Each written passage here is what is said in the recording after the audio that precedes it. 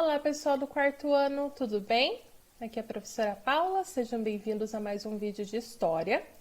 Hoje, no nosso vídeo de exercícios, nós começamos falando ainda sobre o processo de industrialização, modernização no Brasil e da importância da eletricidade, começando com esse texto que fala justamente da eletricidade e foi publicado na revista Excelsior em 1928. Vamos lá? Um espírito mais audacioso não pensaria em sonhar tais maravilhas há 50 anos. À noite, as ruas são iluminadas pela luz elétrica, a fim de que possamos caminhar com inteira segurança. Em todos os países e nas indústrias mais variadas, vemos gigantescas máquinas pela força invisível da eletricidade, produzindo com maior rapidez, perfeição e economia os artigos de que necessitamos. Mas de que serviria todo esse esforço se não contássemos com as companhias de força e luz para nos trazerem ao lar seus benefícios? Graças a elas é que podemos saborear os frutos do trabalho dos sábios inventores, trabalho que em 25 anos apenas tornou a lâmpada incandescente 4 vezes melhor do que era. Criou milhares de aparelhos e utensílios para o nosso conforto e segurança. Pela simples pressão de um botão, inundamos toda a nossa casa de luz. Basta que pensemos um pouco no que seria a vida para nós sem luz elétrica, sem bondes, sem telefones e sem telégrafos. Olha só, gente. É incrível como esse texto fala sobre a importância da energia elétrica, que hoje para a gente parece uma coisa tão básica, né? A gente nem para pensar no que seria, como diz o texto ali, né? Uma vida sem luz elétrica.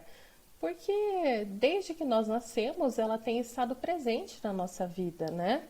E nós, se não nos imaginamos sem internet, se não nos imaginamos sem smartphones e toda a tecnologia, quem dirá energia elétrica, não é mesmo?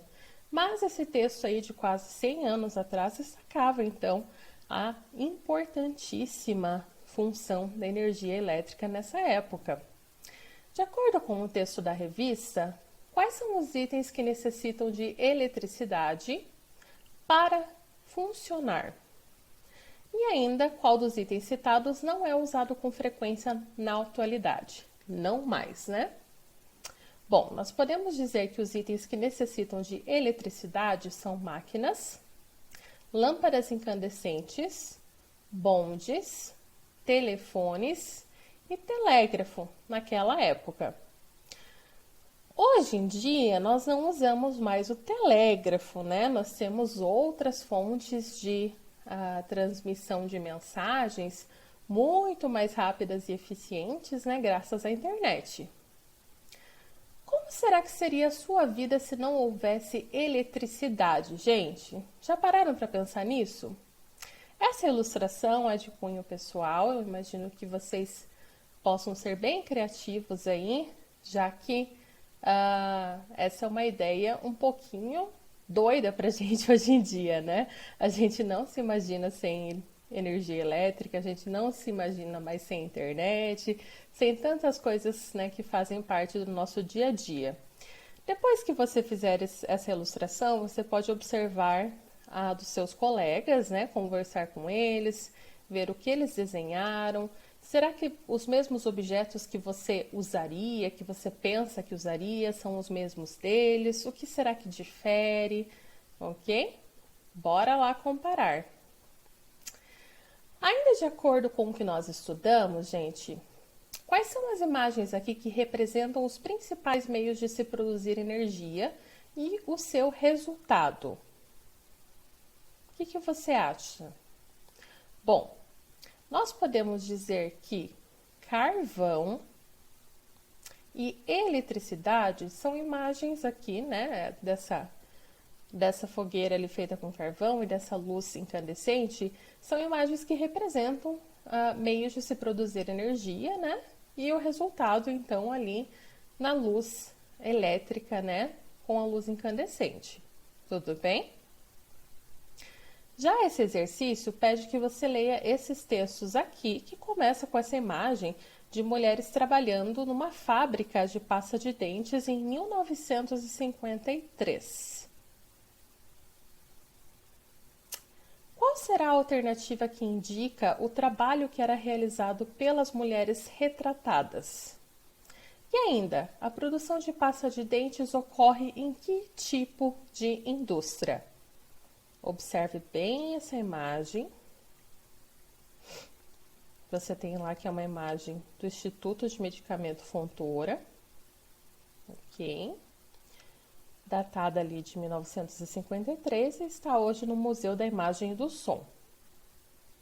Observaram bem? Gente, o trabalho que era realizado por essas mulheres era a organização e fechamento dos tubos de pasta de dente, tá? E esse tipo de trabalho acontecia na indústria farmacêutica ou de higiene e limpeza. Tudo bem? Tranquilo, né? De que maneira você acha que a vinda dos imigrantes para o Brasil contribuiu para ocorrer transformações no trabalho e nos espaços urbanos?